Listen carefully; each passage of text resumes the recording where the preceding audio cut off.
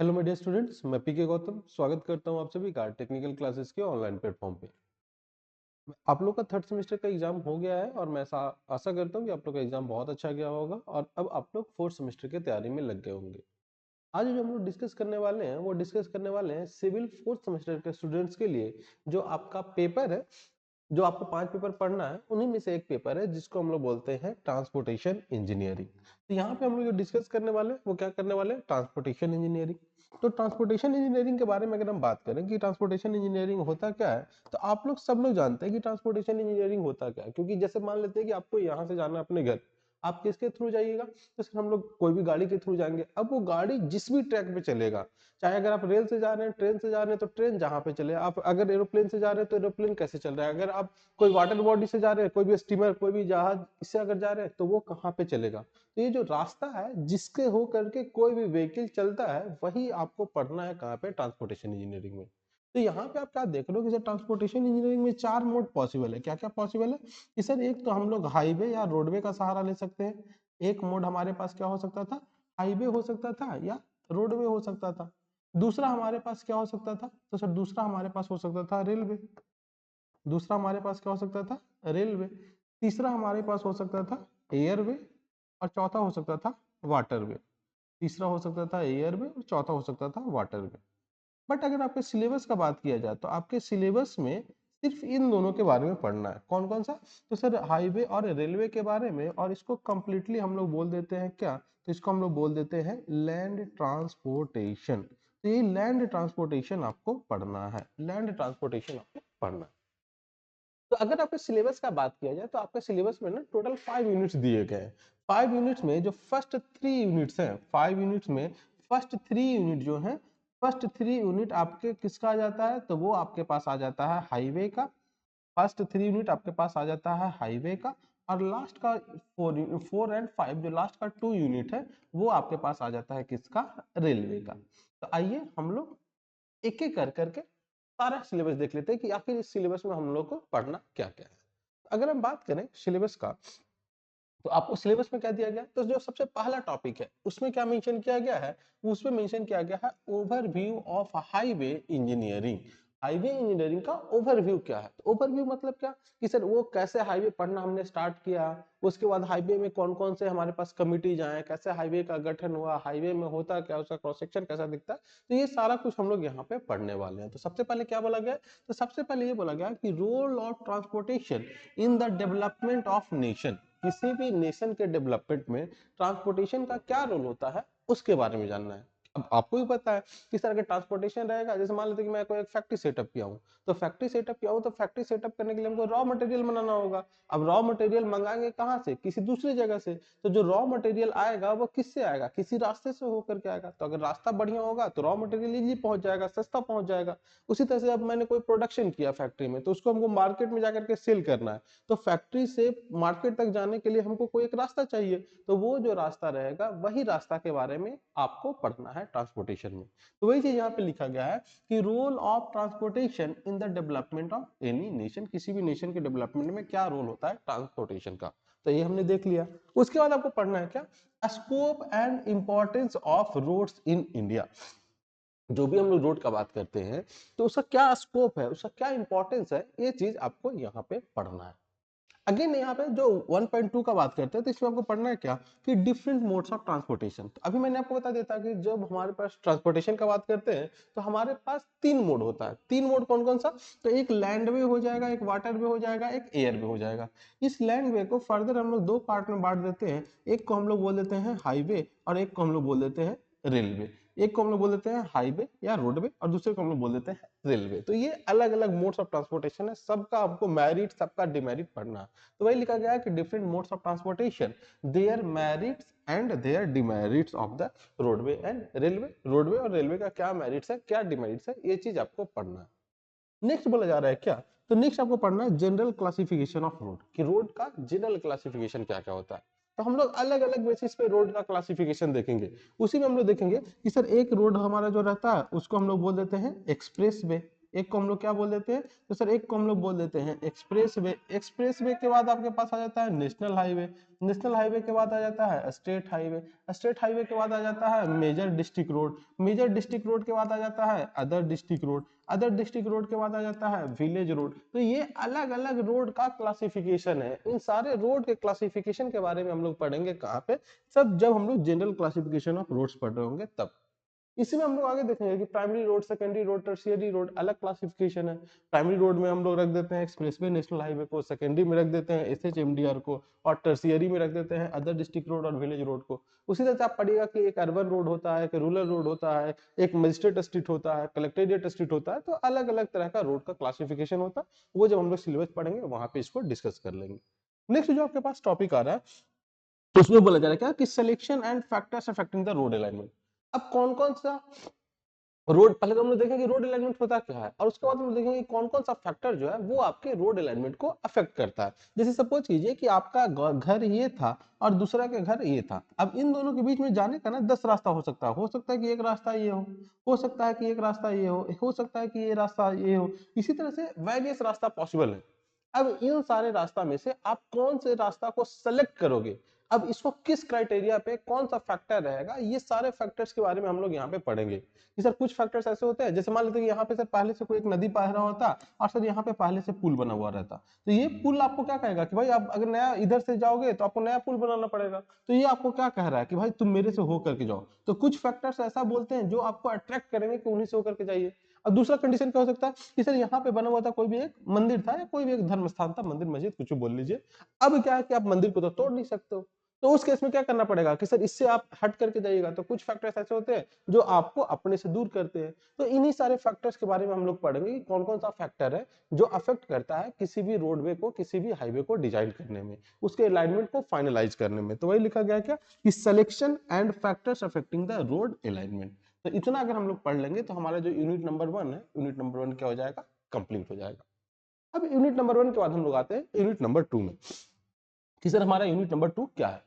तो अगर बात किया जाए यूनिट नंबर 2 का, तो पूरे हाईवे इंजीनियरिंग का या पूरे ट्रांसपोर्टेशन इंजीनियरिंग का जो जान है वो है यूनिट नंबर 2।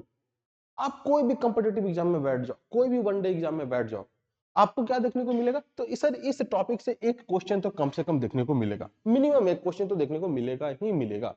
और आपके सेमेस्टर का अगर बात किया जाए तो इस टॉपिक से नहीं भी तो कम से कम 20 से 22 नंबर का क्वेश्चन आप मान लीजिए कि 20 से 22 नंबर का क्वेश्चन यहाँ से रहने वाला है।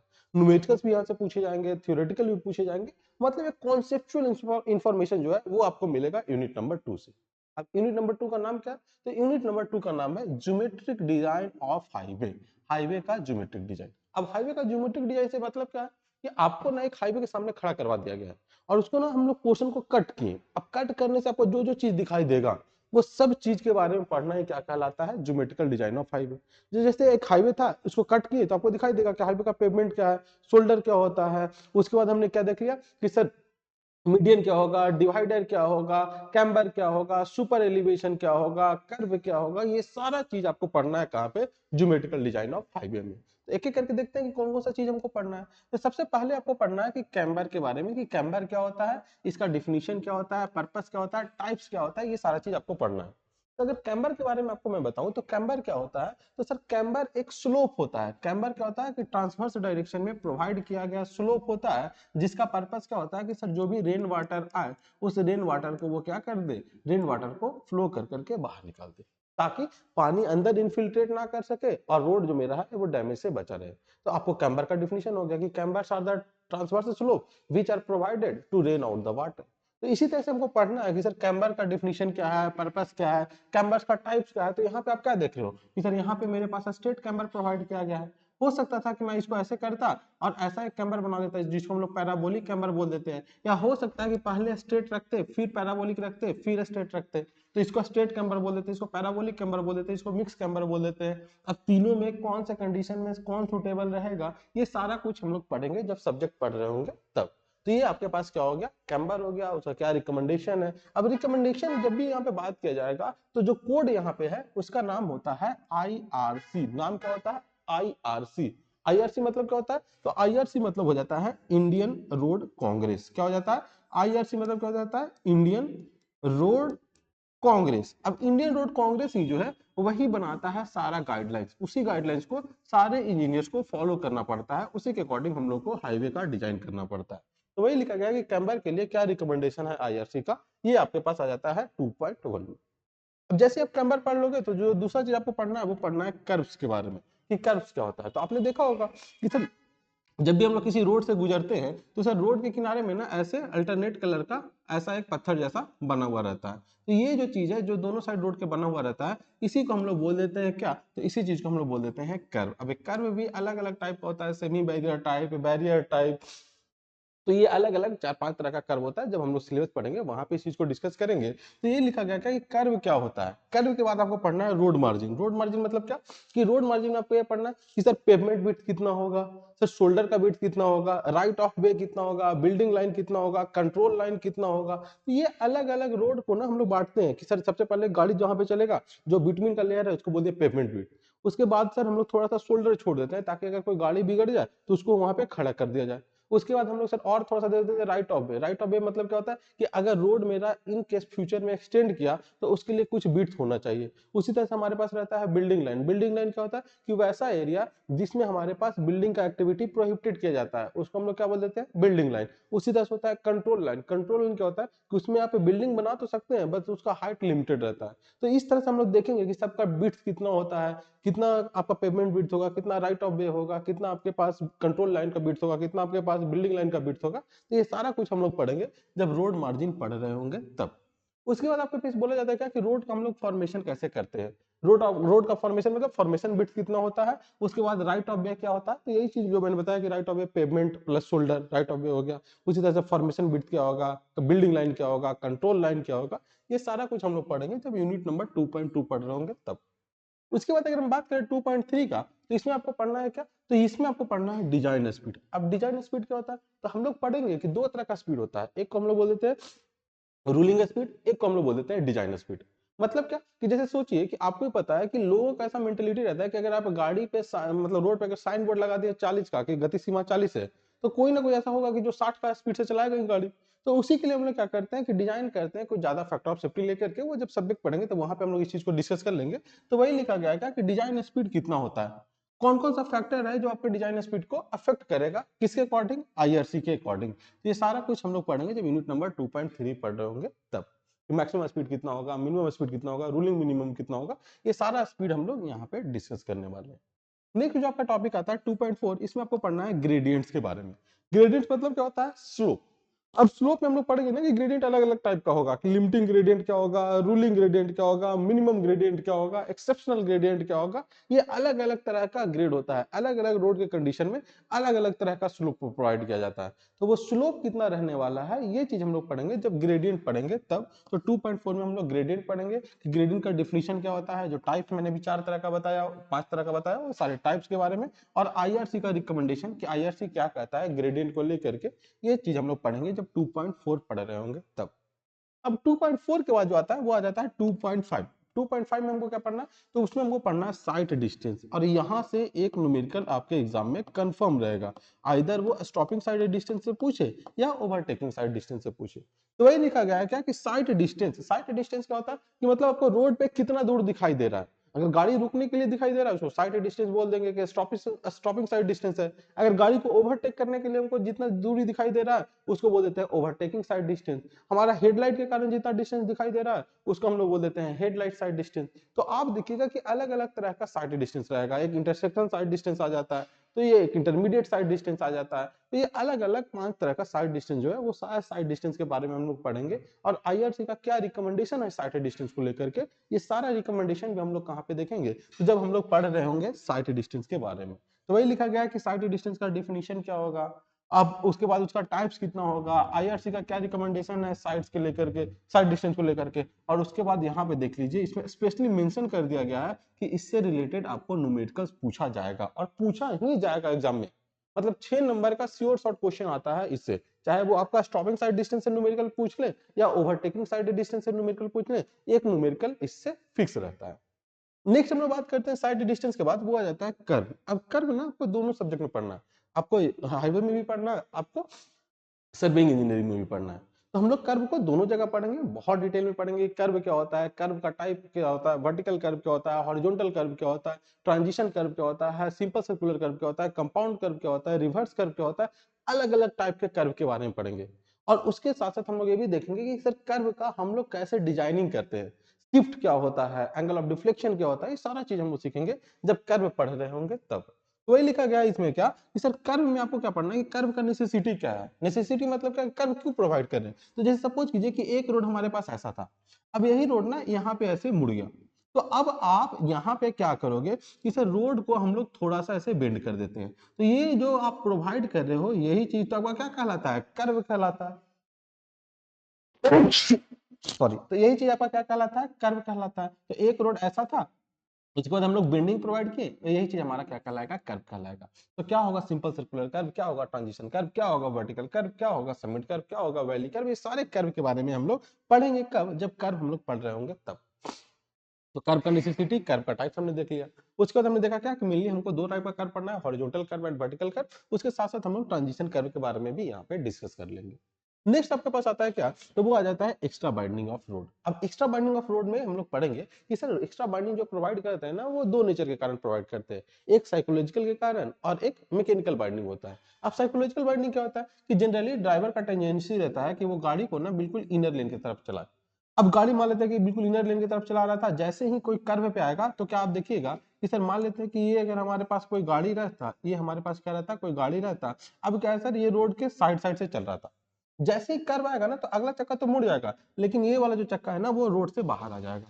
तो रोड से जब बाहर आ जाएगा तो आपको रोड को क्या करना पड़ेगा, चौड़ा करना पड़ेगा। कितना से चौड़ा करना पड़ेगा, एक्स्ट्रा कितना बिट्स और चाहिए, उसी चीज को हम लोग बोल देते हैं एक्स्ट्रा बाइंडिंग। हम लोग पढ़ेंगे ये क्या होता है साइकोलॉजिकल एक्स्ट्रा बाइंडिंग, क्या होता है मैकेनिकल एक्स्ट्रा बाइंडिंग, ये सारा कुछ पढ़ेंगे। और इससे रिलेटेड न्यूमेरिकल वो भी बहुत इंपॉर्टेंट है, तो हम लोग न्यूमेरिकल्स को भी देखेंगे कब, जब हम लोग पढ़ रहे होंगे एक्स्ट्रा बाइंडिंग ऑफ रोड। तो वही लिखा गया कि एक्स्ट्रा बाइंडिंग ऑफ रोड आपको पढ़ना है, और इसके साथ साथ इस पे आपको क्या करना है, तो इस पे आपको न्यूमेरिकल्स का भी प्रैक्टिस करना है। तो यहाँ पे न्यूमेरिकल्स भी हम लोग कर लेंगे।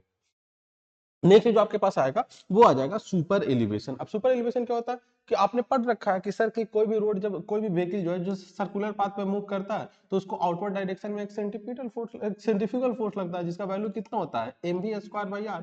तो ये सेंट्रीफ्यूगल फोर्स को काउंटर बैलेंस करने के लिए हम लोग क्या करते हैं कि सर ये अगर मेरा रोड का इनर एज हुआ और ये हमारे पास आउटर एज हुआ, तो आउटर एज को इनर एज के रिस्पेक्ट में कुछ हम लोग उठा देते हैं। उठाने से क्या फायदा हो जाएगा कि सर जो भी गाड़ी चल रहा था, गाड़ी का जो वेट है वो तो डाउनवर्ड डायरेक्शन में लग रहा है, लेकिन इस वेट का एक कंपोनेंट जो है सर वो इधर की तरफ लगेगा।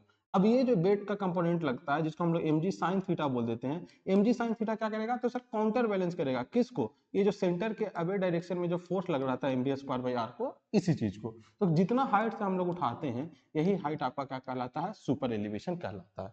अभी बस समझिए, बाकी जब हम लोग सब्जेक्ट पढ़ेंगे ना तो वो चीज बहुत अच्छे से समझ में आएगा। तो यही चीज आपको पढ़ना है कि सुपर एलिवेशन क्या होता है। अब सुपर एलिवेशन हम लोग प्रोवाइड करते हैं, उसका दो तरीका होता है। आइदर हम लोग रोड को कैसे उठा सकते थे, तो जैसे मान लेते कि यही मेरे पास रोड रहता, यही क्या रहता, रोड रहता, कि एक रोड मेरे पास मान लेते कि सर ये सेंटर लाइन रहता, तो एक बार सुपर एलिवेशन प्रोवाइड कर रहे हैं कि दोनों को सर सेंटर से उठा दीजिए, और एक बार हम लोग क्या कर रहे हैं कि किसी भी एक एज से उठा दीजिए। तो आपका सुपर एलिवेशन प्रोवाइड करने का दो तरीका है, either by edge, otherwise centre point, और अदरवाइज एज। तो कैसे सेंटर से प्रोवाइड करते हैं, कैसे एज से प्रोवाइड करेंगे, ये दोनों चीज हम लोग सीखेंगे जब हम लोग पढ़ रहे होंगे कि सुपर एलिवेशन का डिफिनेशन क्या है या फॉर्मूला क्या है, या उसका हम लोग क्या देखते हैं कि सुपर एलिवेशन हम लोग कैसे प्रोवाइड करते हैं। तो method of providing super elevation, तो जब method of super providing super elevation पढ़ रहे होंगे तो दोनों मेथड को हम लोग यहाँ पे डिस्कस कर लेंगे।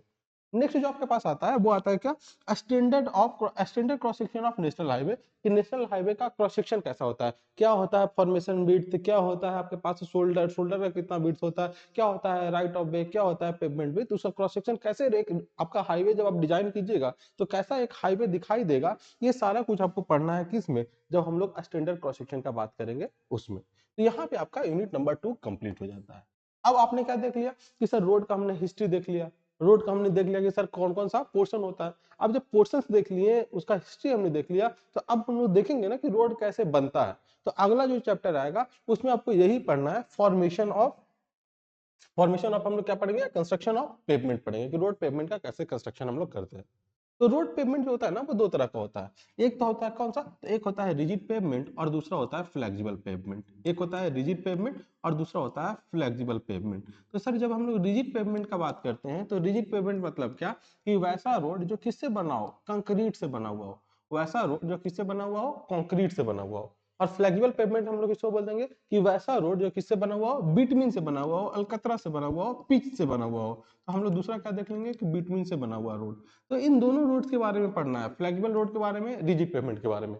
उसके साथ साथ ना एक रोड और होता है जिसको हम लोग बोल देते हैं वाटर बॉन्ड मैकडम रोड। इसका मतलब क्या हो गया कि सर सिर्फ मिट्टी है उसको हमने कॉम्पैक्ट कर दिया है और बाइंडिंग मटेरियल के रूप में हम लोग किसका यूज कर रहे हैं, तो बाइंडिंग मटेरियल के रूप में हम लोग वाटर का यूज कर रहे हैं। तो अगर यहाँ पे बाइंडिंग मटेरियल के लिए बिटवीन का यूज कर रहे थे, यहाँ पे बाइंडिंग मटेरियल के लिए सीमेंट का, कंक्रीट का यूज कर रहे थे, तो अगर बाइंडिंग मटेरियल के रूप में वाटर यूज करते हैं उसको बोल देते हैं वाटर बॉन्ड मैकडम रोड। जो कि पुराने जमाने में रोड नहीं होता था, गांव में आप देखते थे कि ना ही मिट्टी का रोड, ना ही कंक्रीट का रोड है, ना ही पिच का रोड है, बट फिर भी वो रोड है, उसमें बोल्डर डाला गया, मिट्टी डाल करके उसको अच्छे से कॉम्पैक्ट कर दिया गया है, तो वही वाटर बॉन्ड मैकडम रोड हो जाता है। तो यही तीनों रोड्स के बारे में आपको यहाँ पे पढ़ना है। अब क्या क्या पढ़ना है एक बार हम लोग देख लेते हैं। तो सबसे पहले क्या बोला जा रहा है कि sir types of road material. अब रोड बनाने के लिए आप कौन कौन सा मटेरियल यूज कीजिएगा, तो आप देखते होंगे कि रोड बनता है सर तो अलग अलग टाइप का बोल्डर आता है, तो वो बोल्डर के बारे में हम लोग पढ़ेंगे।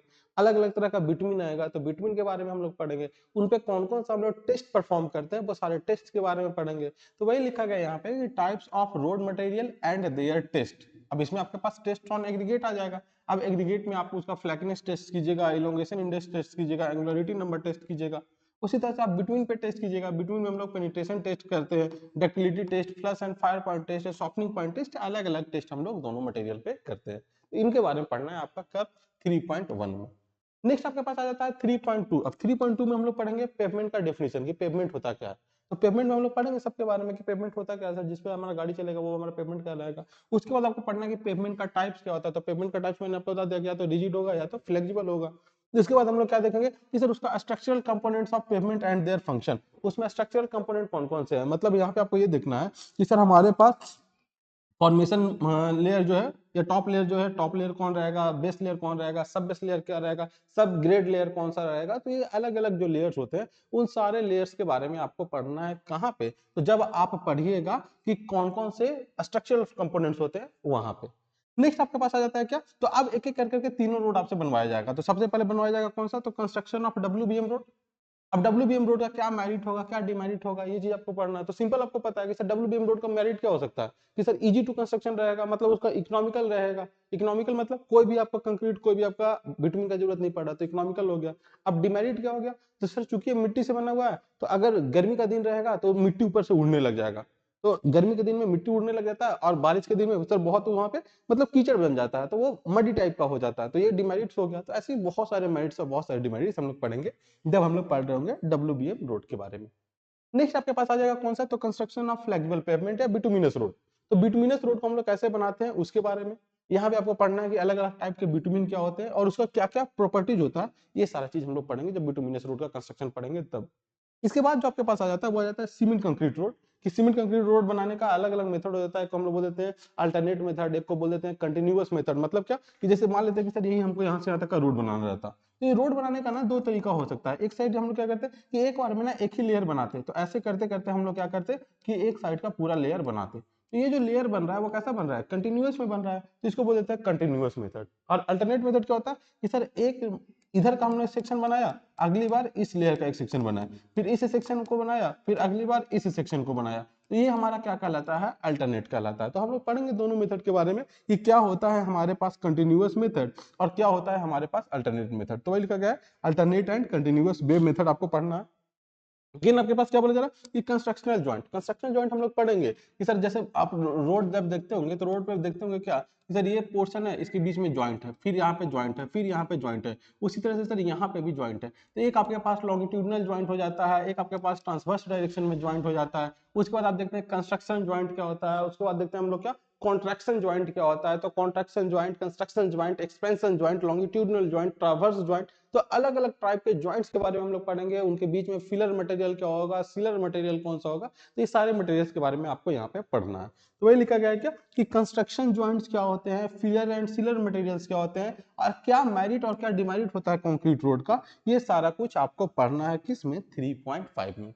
तो इस तरह से आपका यूनिट 3 कंप्लीट हो जाएगा। मतलब यहाँ पे आपका कौन सा पोर्शन कंप्लीट हो जाएगा, तो हाईवे वाला पोर्शन कंप्लीट हो जाएगा। अब जितना चीज आपने हाईवे में पढ़ रखा है उतना ही चीज आपको पढ़ना है किसमें, रेलवे में। तो यूनिट नंबर 4 से आपका क्या स्टार्ट हो जाता है, रेलवे स्टार्ट हो जाता है। तो अगर हम बात करें रेलवे का, तो रेलवे में जो सबसे पहला पोर्शन आपका स्टार्ट होगा वो ओबवियस सी बात है कि पहला टॉपिक रहेगा तो बेसिक्स से आपको बताया जाएगा। तो यहाँ पे आपको बताया जाएगा क्या, तो बेसिक्स ऑफ रेलवे इंजीनियरिंग।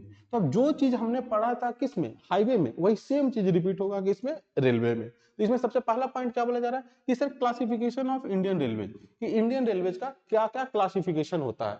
उसके बाद हम लोग देखेंगे क्या कि सर इंडियन रेलवे में कौन कौन से जोन्स है। तो वही लिखा गया है दूसरा क्या, कि जोन्स ऑफ इंडियन रेलवे, कि इंडियन रेलवे को कितने जोन्स में बांटा गया है, कि सर कौन सा दानापुर का जोन है, कौन सा मुगलसराय का जोन है, कौन सा साउथ ईस्ट जोन है, कौन सा ईस्टर्न जोन है, कौन सा सेंट्रल जोन है। तो अलग अलग जोन्स के बारे में हम लोग पढ़ेंगे कि कितने जोन्स होते हैं और वो जोन्स कौन कौन से हैं।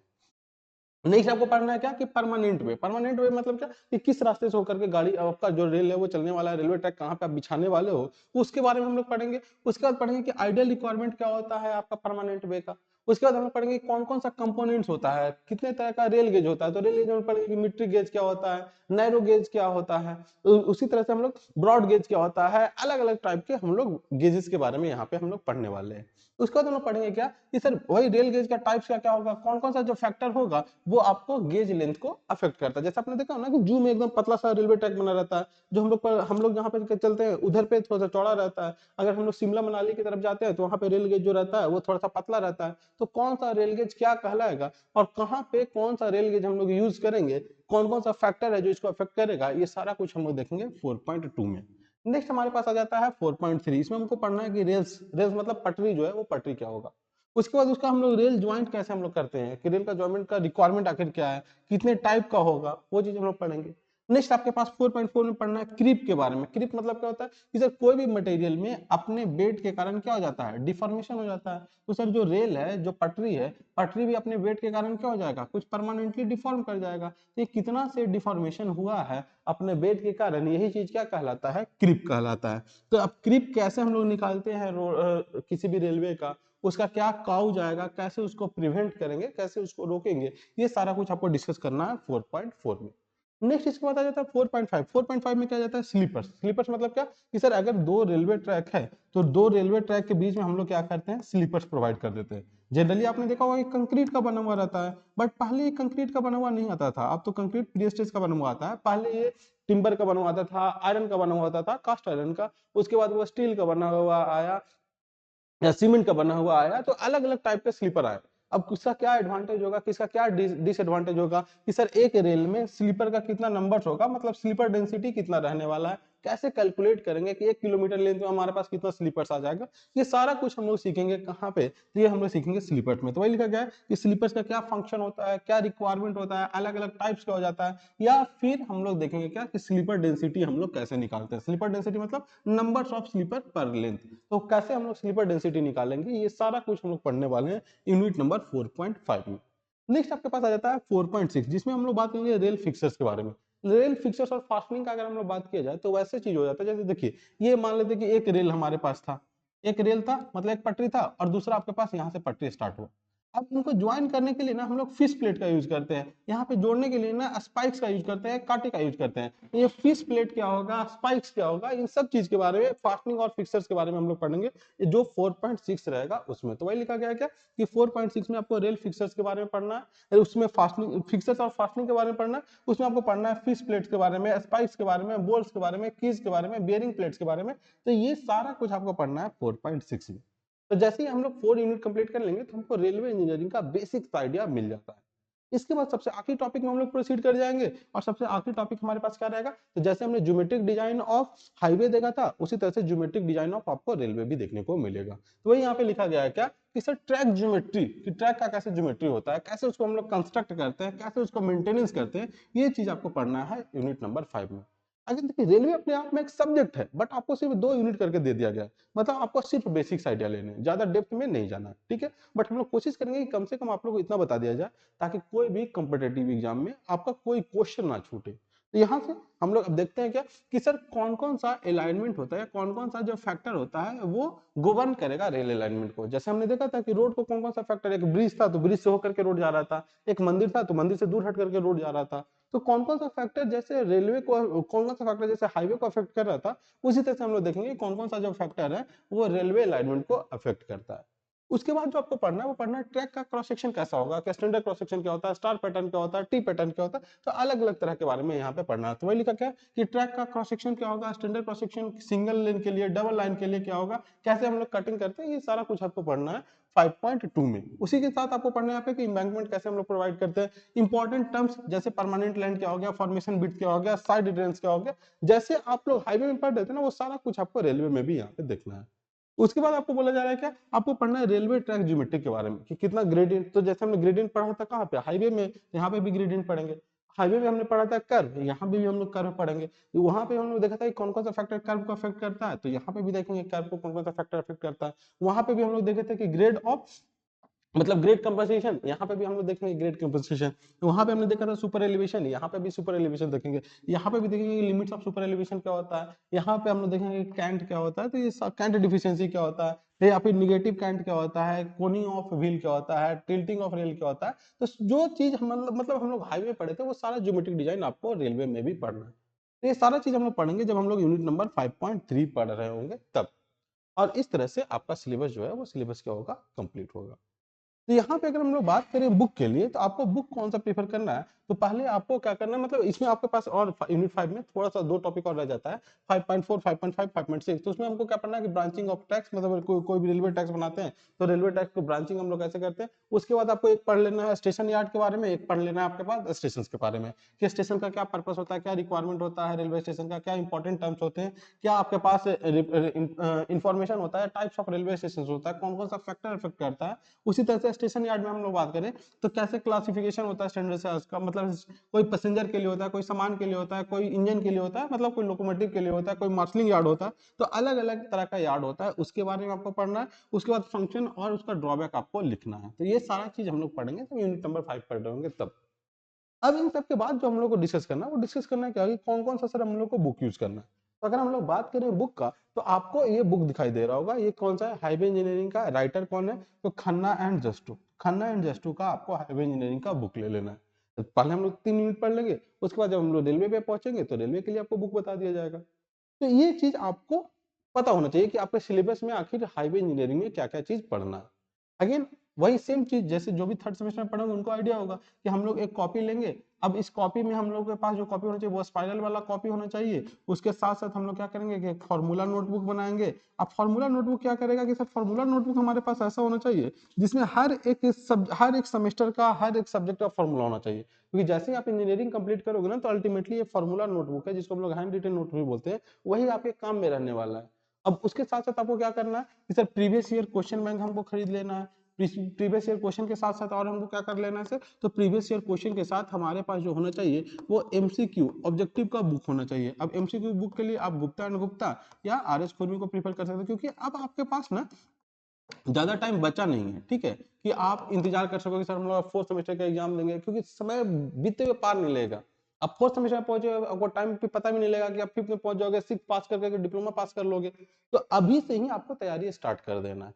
बाकी जब हम लोग क्लास में मिलेंगे तब हम लोग और ज्यादा डिटेल में पढ़ाई बात करेंगे कि कैसे हम लोग को पढ़ाई करना है, सेमेस्टर के लिए कैसे पढ़ाई करना है, जेई के लिए कैसे पढ़ाई करना है, दूसरे दूसरे एग्जाम्स के लिए।